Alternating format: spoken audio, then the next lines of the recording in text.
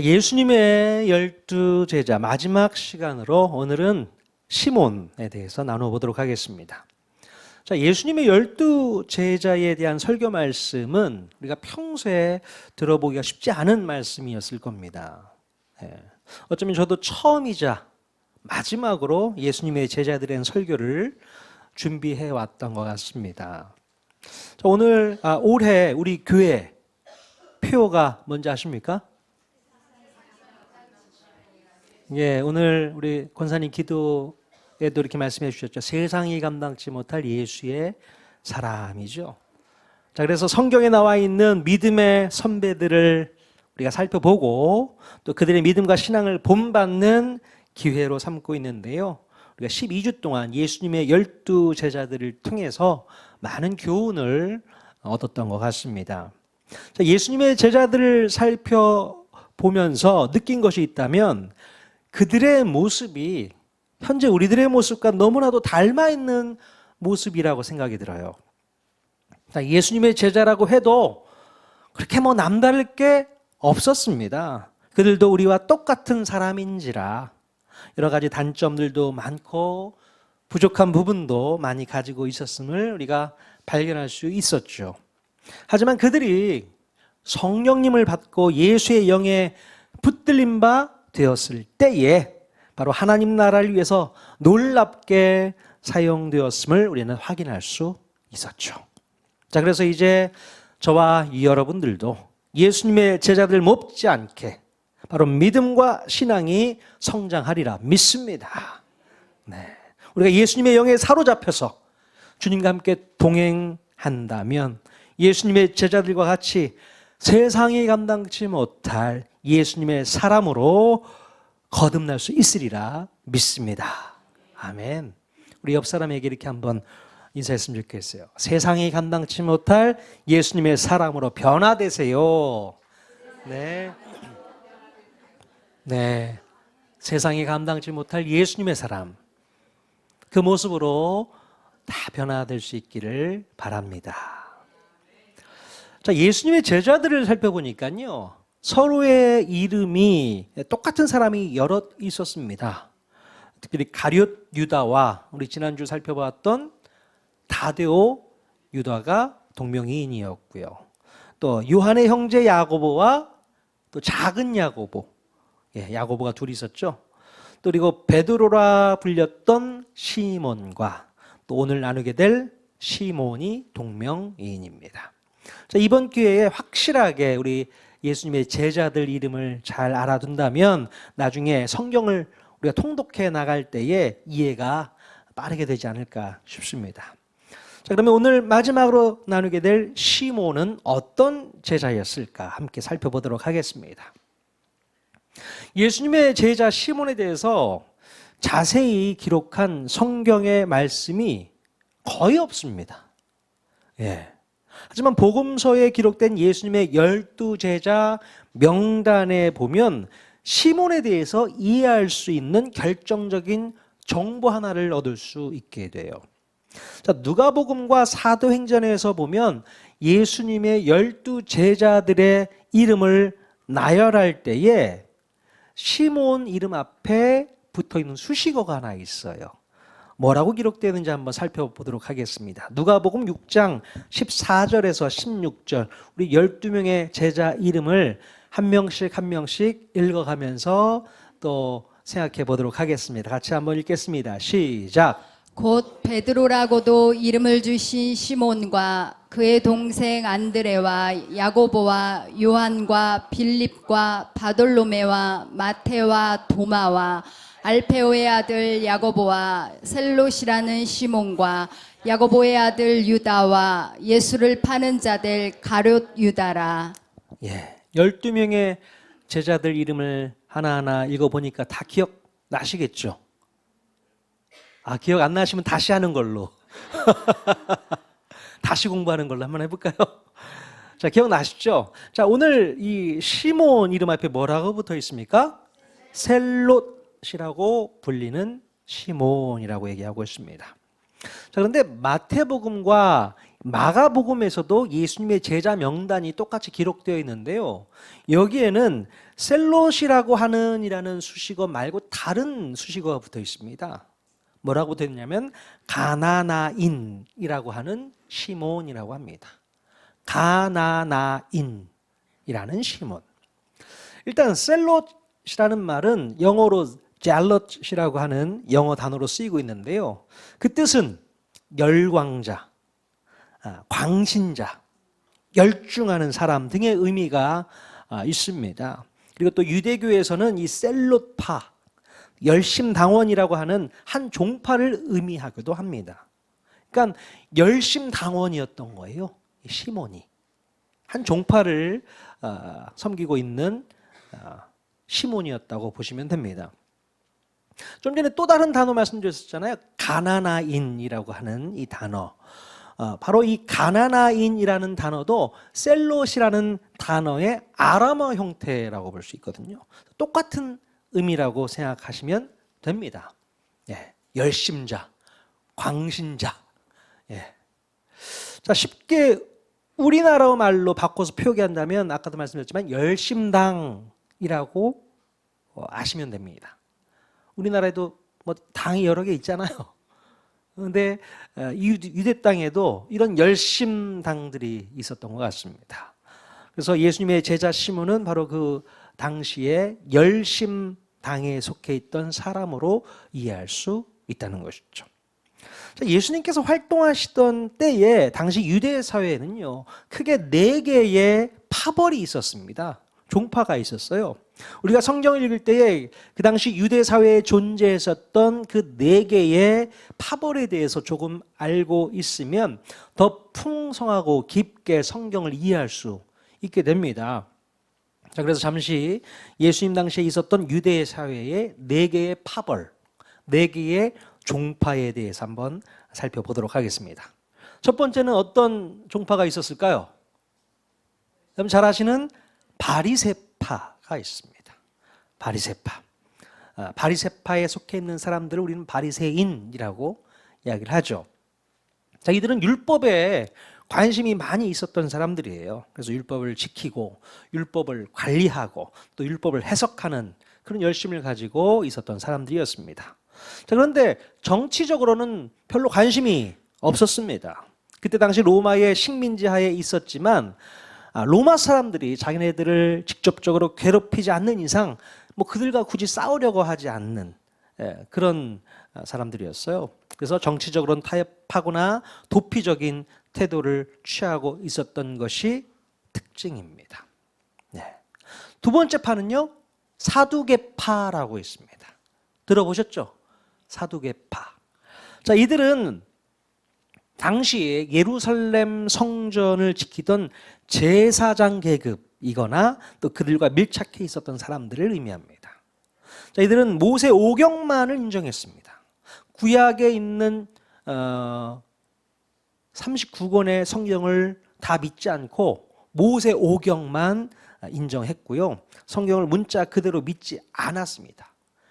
자기들이 자의적으로 해석하려는 경향이 있었던 것이죠.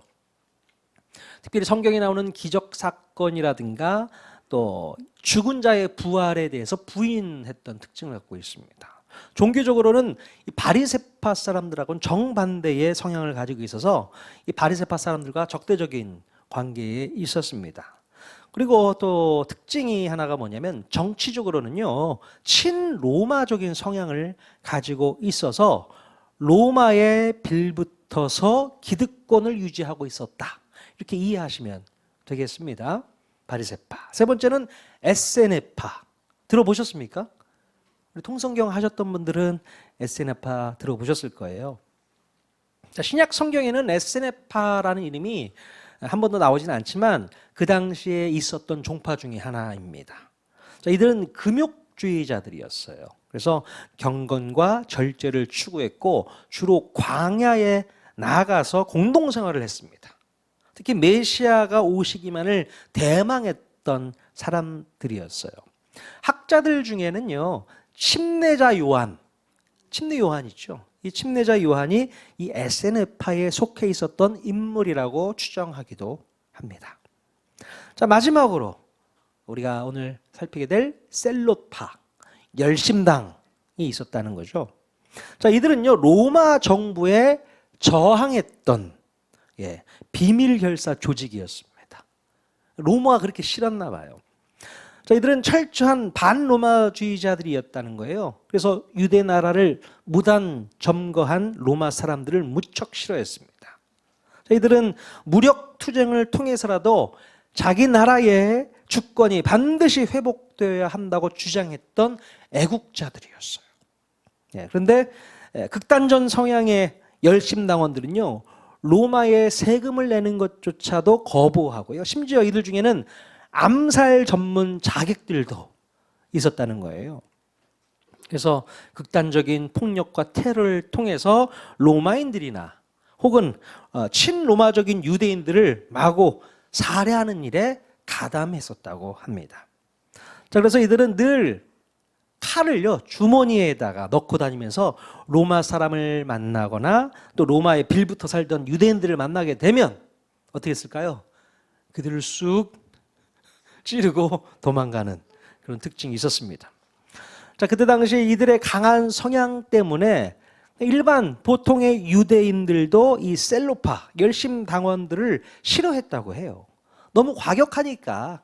왜냐하면 이들 때문에 로마와 유대와의 관계가 껄끄러워진다고 생각을 했던 거예요. 그래서 싫어했다고 합니다. 그래서 보통의 유대인들은 셀로파의 독립운동을 달갑게 생각하지 않았다는 것이죠. 특히 예수님 때문에 십자가 형벌을 면하게 되었던 한 죄수가 있었죠. 누굽니까? 바라바 있었죠. 이 바라바가 열심당원 중에 한 사람이었을 것이라고 추측하기도 합니다. 물론 바라바가 열심당원이었다는 기록은 기록되어 있지 않지만 로마의 십자가형까지 받게 된 상황으로 볼 때는 아마도 이 바라바가 로마에 당해서 살인 강도 짓을 했던 죄인으로 우리가 이해할 수 있기 때문에 그렇게 추측도 할 수 있습니다. 자, 그런데 오늘 나누게 되는 이 시몬은 확실히 열심당원이었음을 알 수 있게 됩니다. 예수님의 제자 이름 목록에 셀로딘이라고 기록되어 있잖아요. 열심당원.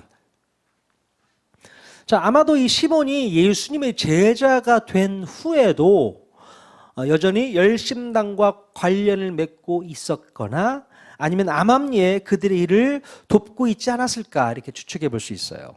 이렇게 시몬은 다른 제자들 가운데서도 유달리 민족에 대한 긍지와 민족에 대한 애정이 가장 투철했던 사람이 아니었을까 이렇게 추측해 볼 수 있습니다.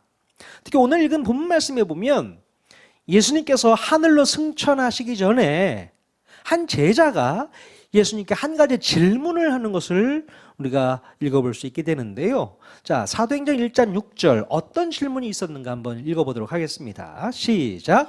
그들이 모였을 때에 예수께 여쭈어 이르되 주께서 이스라엘 나라를 회복하심이 이때니까 하니.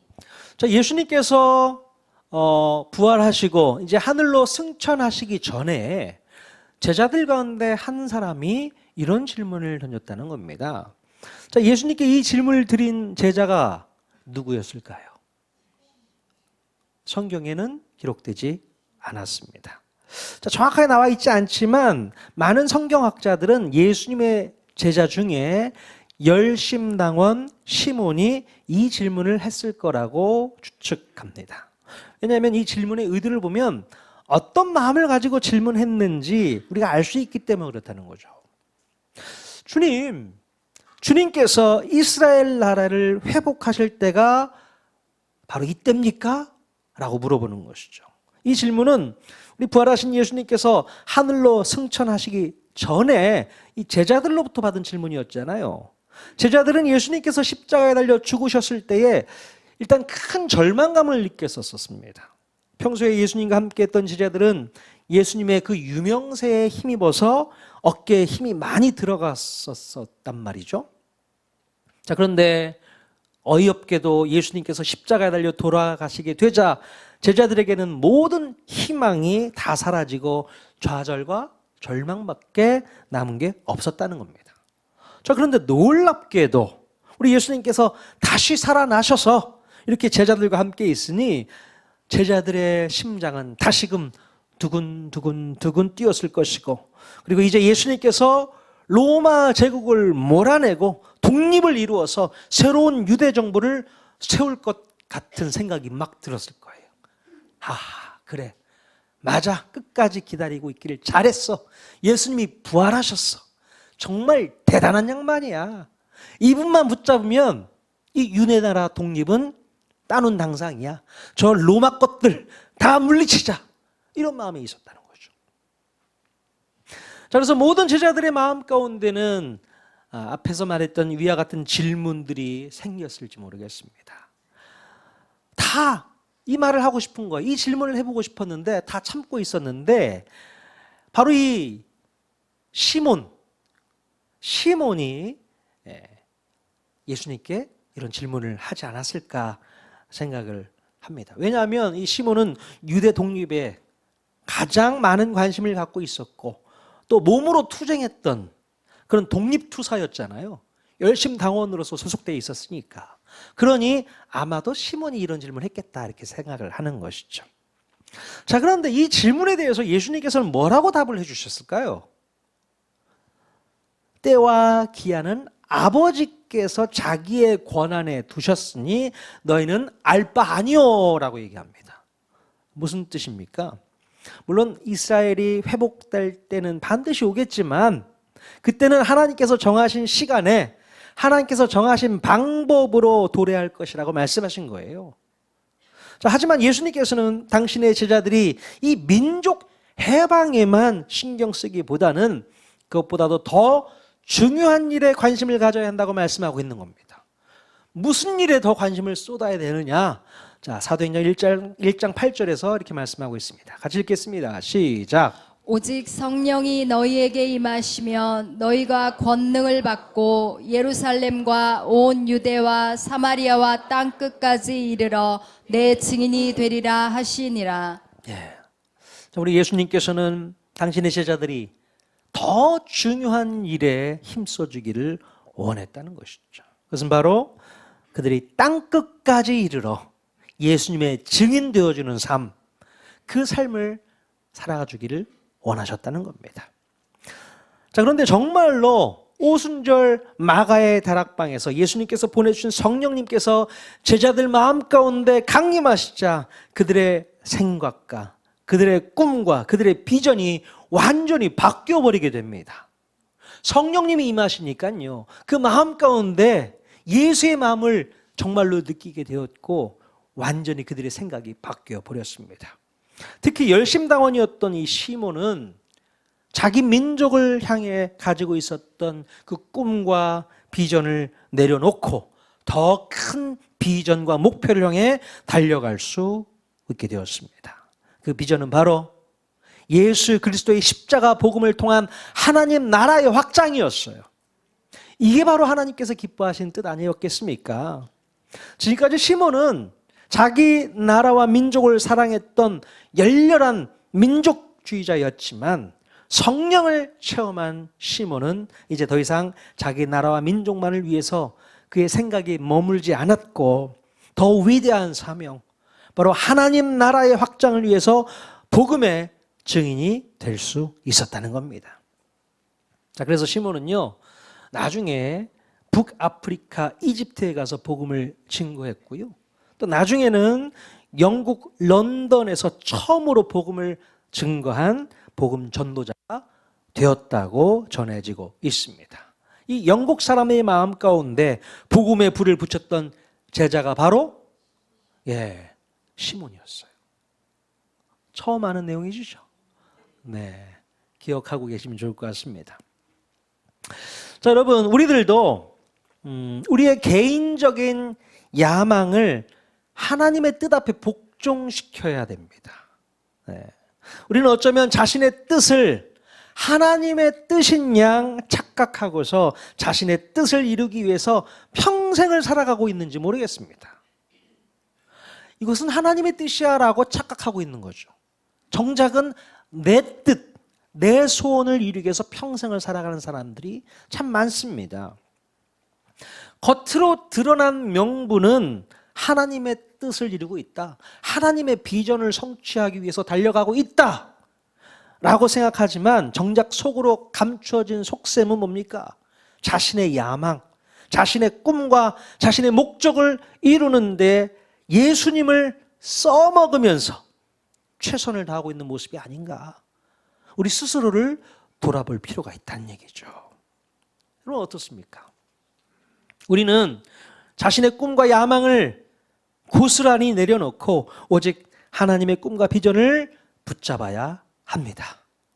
그래야만 그것이 나에게는 참된 행복이고 참된 기쁨이고 참된 만족이 될 수 있는 줄로 믿습니다. 세상의 헛된 꿈과 비전을 쫓아서 살다가는 우리의 인생은 망가지게 되고 시간과 물질과 모든 것이 낭비되는 안타까운 현실을 맞이하게 된다는 것입니다. 자, 그러나 그때 가서 후회해봐야 소용이 없습니다.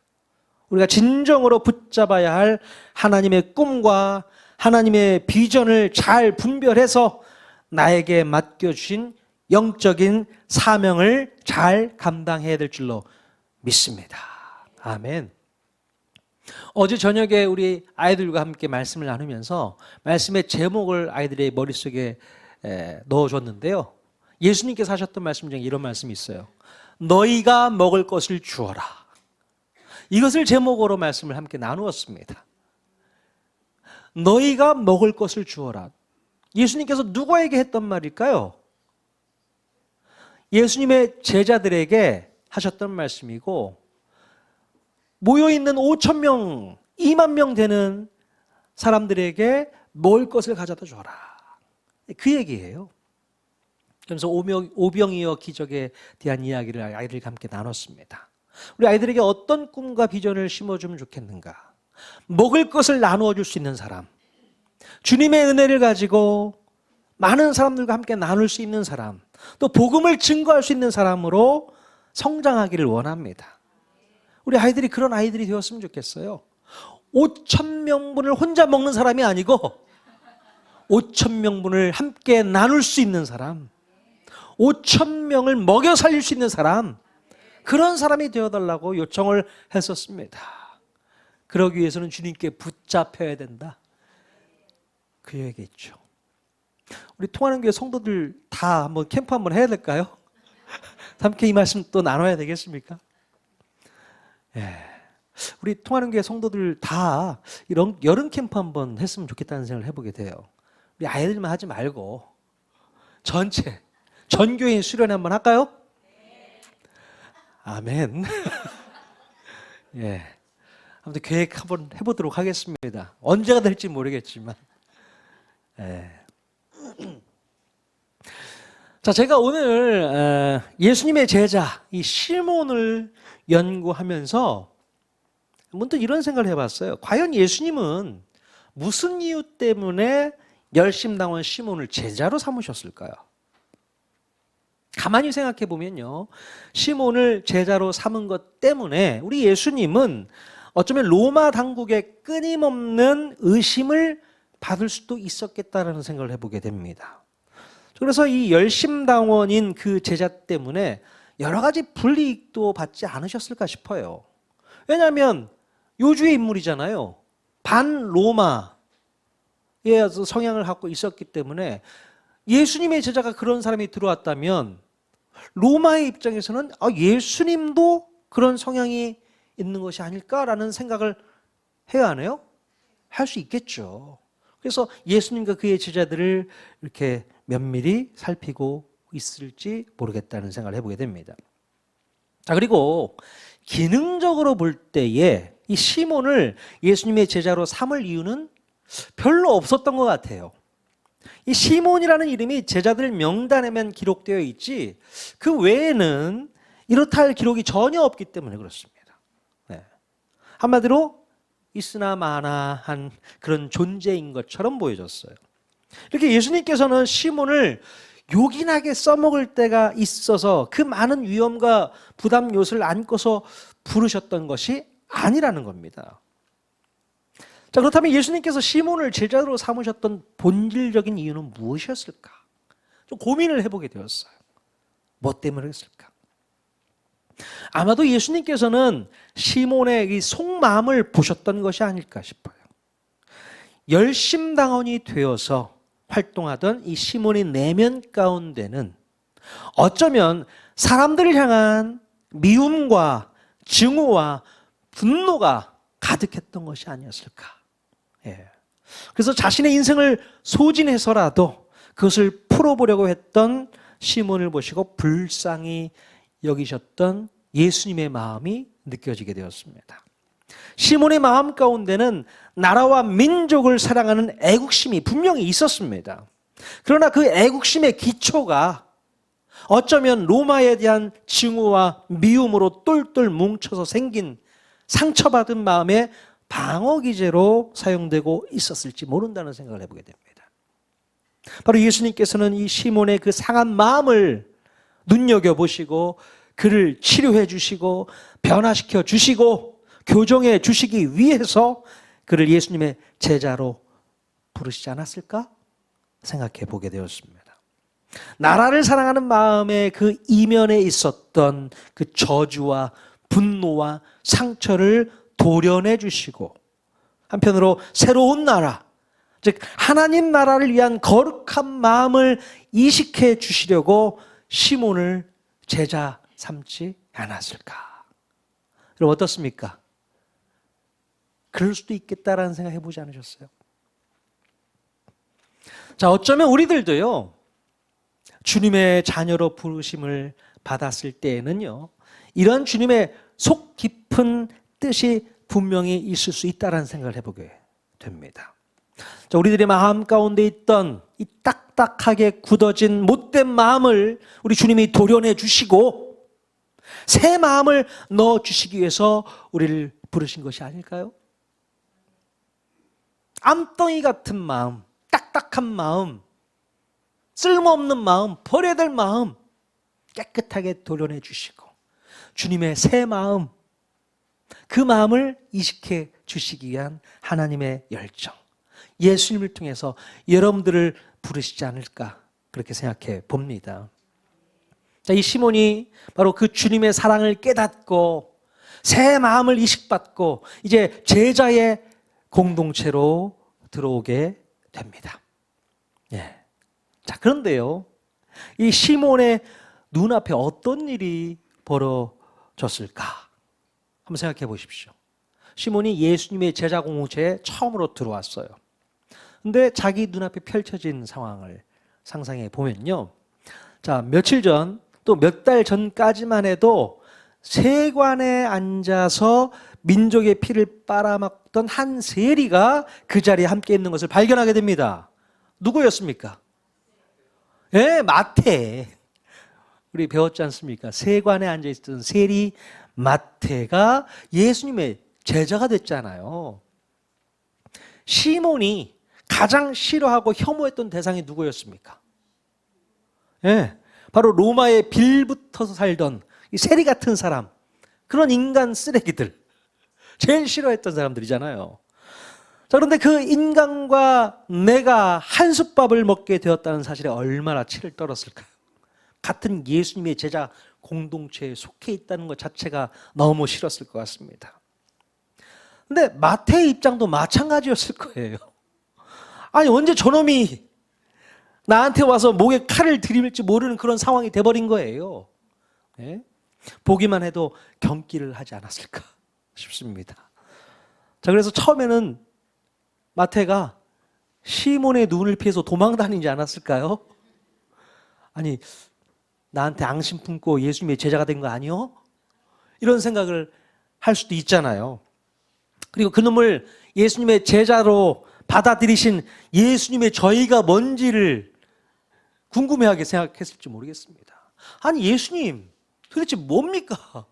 저 녀석이 나하고 얼마나 관계가 안 좋은 사람인 거 뻔히 알면서 이렇게 예수님의 제자로 받아주신 이유가 뭘까? 이런 생각을 하지 않았을까요? 그런데 여러분 깊이 생각해 보시길 바랍니다. 자, 이러한 예민한 구도를 만드신 분이 누구세요? 예수님이시죠. 자, 누가 이 두 사람을 함께 묶어 놓으셨습니까? 바로 예수님. 예수님이 함께 묶어 놓으셨어요. 예수님께서는 도저히 포용할 수 없고 도저히 하나 될 수 없고 마음속에 적개심을 불러일으키는 이 시몬과 마태를 한 그룹 안에서 한솥밥을 먹게 하셨다는 겁니다. 이게 예수님의 이해할 수 없는 그런 마음이죠. 여러분, 바로 예수님의 제자 공동체의 축소판이 바로 우리 교회의 모습이 또 아닐까 생각을 해보게 됩니다. 우리 공동체 안에는 마태도 있을 수 있고요. 또 시몬도 있을 수 있지 않습니까? 누가 마태고 누가 시몬일까요? 서로 앙숙 같은 관계가 있을 수 있어요. 자, 그런 관계가 공존하고 있다는 사실을 우리가 기억해야 됩니다. 어딜 가더라도 나랑 안 맞는 사람 있어요, 없어요? 꼴 보기 싫은 사람 있어요, 없어요? 하지만 우리 통하는 교회는 없었으면 좋겠다. 담임 목사의 마음은 그렇습니다. 서로가 사랑하는 마음이 가득했으면 좋겠지. 꼴 보기 싫어. 쟤만 안 나왔으면 좋겠어. 차라리 내가 나오지 말까? 이런 생각은 절대 갖지 않았으면 좋겠습니다. 자, 보세요. 주님이 그렇게 받아들이신 이유가 분명히 있단 말이에요. 우연히 찾아온 게 아니고 우연히 내가 이 교회에 온 게 아니란 말입니다. 하나님께서 그런 섭리 가운데 역사하셨다는 거죠. 특별한 이유가 있었기 때문에, 특별한 뜻이 있었기 때문에 분명히 그랬을 것이라 믿습니다. 우리 주님께서 의도적으로 그렇게 만드셨던 거예요. 왜요? 훈련시키려고 하셨던 것이 아닐까요? 너 한번 죽어봐. 그건가요? 자, 이런 상황에서도 같이 마음을 나누고 서로 교제하면서 나의 잘못을 꺾고 또 나의 부족한 부분을 도움받고 회복하는 그런 관계로 만들려고 우리 공동체 안에도 그런 분들이 다양하게 오지 않으실까요? 전 그런 생각을 해보게 됩니다. 그래서 우리 교회에 어떤 분이 오시더라도 다 흡수할 수 있는 통 큰 교회가 우리 통하는 교회가 됐으면 좋겠습니다. 우리 통하는 교회의 또 다른 이름이 통 큰 교회가 됐으면 좋겠다. 통이 커야 돼요. 그래야지 흡수할 수 있습니다. 그래야지 받아들일 수가 있습니다. 예. 이렇게 예수님의 제자들 가운데는 다양한 종류의 사람들이 모여 있는데 그 의도와 그 의미를 우리가 분명히 깨달아야 합니다. 자, 여러분, 우리가 버려야 할 야망은 무엇이고 다시 꿈꿔야 할 비전은 무엇일까 생각해 보셔야 됩니다. 또 우리가 버려야 할 과거의 옛 마음은 무엇이고 다시 이식받아야 할 새로운 마음은 무엇인가 생각해 보셔야 됩니다. 또한 우리 공동체 안에서 진심으로 사랑하고 이해해주고 격려해 줘야 될 사람은 누구일까 고민해 보십시오. 오늘 이 열심당원 시문을 통해서 우리는 여러 가지 많은 생각을 해볼 수 있게 되었습니다. 그리고 예수님이 12 제자들을 보면서 우리의 모습도 어떤 제자처럼 어떻게 변화되고 싶다라는 도전을 받으셨을 줄로 믿습니다. 정말 현재 우리의 모습은 부족하기 짝이 없고 연약하기 짝이 없다 할지라도 그러나 여러분 도전하십시오. 내 안에 성령님이 역사하신다면 예수님의 제자들 못지않은 놀라운 주님의 제자가 될 수 있으리라 믿습니다. 그래서 세상이 감당치 못할 그런 놀라운 제자들로 살아가는 저와 여러분 모두가 다 될 수 있기를 주님의 이름으로 간절히 축원드립니다. 아멘.